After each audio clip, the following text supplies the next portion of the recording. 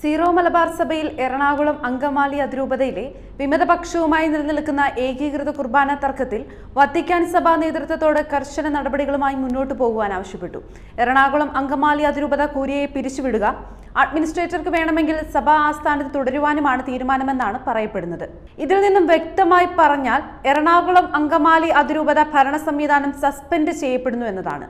സഭാ നേതൃത്വത്തോടൊപ്പം നിന്ന് വിഷയങ്ങൾ എത്രയും വേഗം പരിഹരിക്കേണ്ടതിന് ശ്രമങ്ങൾ നടത്തിയില്ലെന്ന് മാത്രമല്ല, കോടതിയിൽ വരെ സഭാവിരുദ്ധ അഫിഡവിറ്റ് കൊടുത്തും മുൻസിഫ് കോടതി മുതൽ ഹൈക്കോടതി വരെ 38 ഇടവകകളിലായി കൊടുത്ത കേസുകളിൽ ചിലത് വിധി വരികയും മറ്റുള്ളത് മേൽ നടപടികളിലുമാണ്.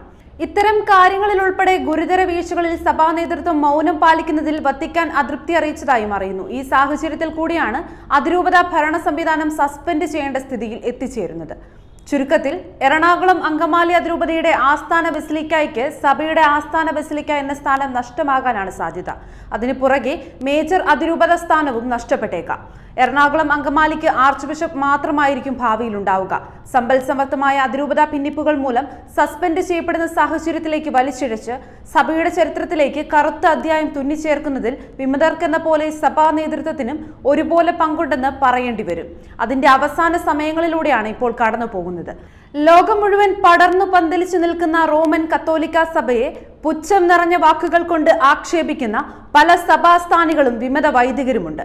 സാധാരണ കത്തോലിക്ക വിശ്വാസികൾ ലത്തീൻ പള്ളിയിൽ പോകുന്നത് നെസ്തോറിയനും തിയഡോറിനും ഇല്ലാത്ത യഥാർത്ഥ കത്തോലിക്ക കുർബാനയിൽ പങ്കെടുക്കാനാണ്.